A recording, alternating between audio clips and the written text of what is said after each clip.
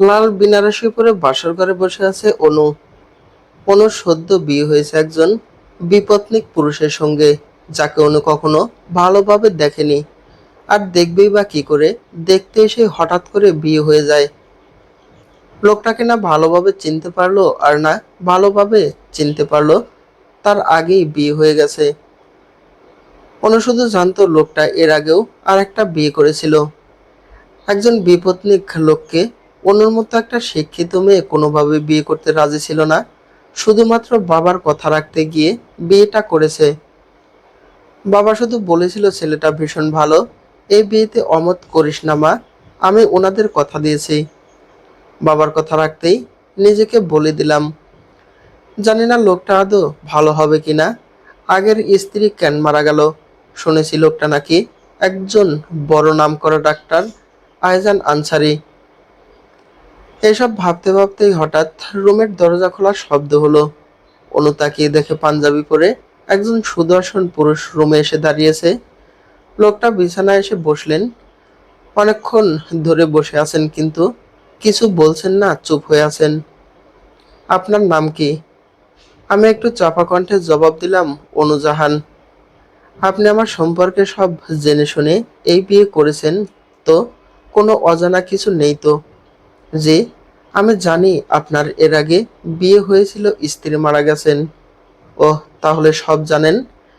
আচ্ছা, এছাড়া আরো কিছু জানতে চান? আমি তখন কোনো কিছু না ভেবেই বলে ফেলি, আপনার আগের স্ত্রী কিভাবে মারা গেলেন জানতে পারি কি? হ্যাঁ, অবশ্যই। এখন তো আপনার জানার অধিকার আছে। তবে শুনুন আমার প্রথম স্ত্রীর সম্পর্কে। প্রেমা মেহেরিন ছিল আমার প্রথম স্ত্রী এবং প্রথম ভালোবাসা। প্রেমাও আমার মতো একজন ডাক্তার ছিল। একসঙ্গে মেডিকেলে পড়ার সময় আমরা একে অপরের প্রেমে পড়ি। এভাবেই আমাদের সুন্দর দিনগুলো পার হচ্ছিল। হঠাৎ একদিন প্রেমা বলে ওর পরিবার ওর বিয়ে অন্য কোথাও ঠিক করেছে। তখন আমি আমার বাবা মাকে আমাদের সম্পর্কের কথা সব জানাই। বাবা মা প্রেমার বাবা মার সঙ্গে কথা বলে। ওনারাও পরে সব জানতে পেরে আমাদের বিয়ে দিতে রাজি হন। খুব ছোট্ট করে দুই পরিবারের লোকজন মিলে আমাদের বিয়ে সম্পূর্ণ হয়। যেহেতু তখন আমাদের পড়াশোনা শেষ হয়নি, তাই প্রেমাকে ওর বাবা আমাদের বাড়িতে পাঠাননি। তখন কথা ছিল আমাদের পড়াশোনা শেষ হলে প্রেমাকে উনি উঠিয়ে দিবেন। আমরাও সেভাবেই চলছিল। হঠাৎ একদিন প্রেমা আর আমি একটা সুন্দর জায়গায় ঘুরতে যাই। সারাদিন দুজনে মিলে ঘোরাঘুরি করে সন্ধ্যার দিকে বাড়ির জন্য রওনা দিব, তখন প্রেমা হঠাৎ করে বলে ওঠে ও আইসক্রিম খাবে। প্রেমাকে রাস্তার একপাশে রেখে আমি ওপাশে আইসক্রিম আনতে যাই।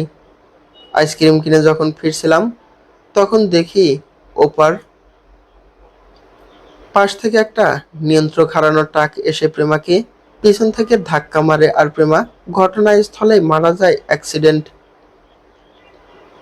পুরোনো কথাগুলো বলেই আইজান হাউমাউ করে কাঁদতে থাকে।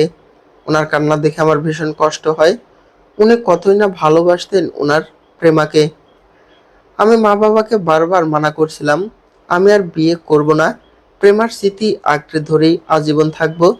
কিন্তু ওনারা শুনলেন না আমার কথা। আপনার সাথে বিয়ে দিয়ে দিলেন। আমি দুঃখিত, আপনার সাথে সংসার করতে পারবো, কিন্তু কখনো প্রেমার জায়গা আপনাকে দিতে পারবো না। ও আজীবন আমার হৃদয়ে থাকবে।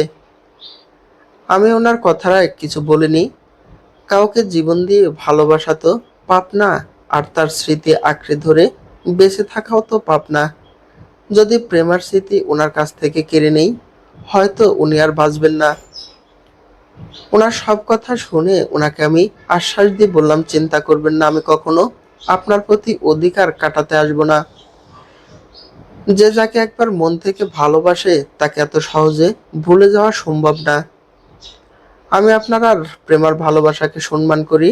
আপনাদের ভালোবাসা পূর্ণতা পেয়েও হারিয়ে গেছে, এটা হয়তো আপনাদের ভাগ্যের লিখন ছিল। আমার কথায় আয়জান সাহেবও মাথা নাড়িয়ে সায় দিল। ওনার ভিতর থেকে একটা দীর্ঘশ্বাস বেরিয়ে আসলো।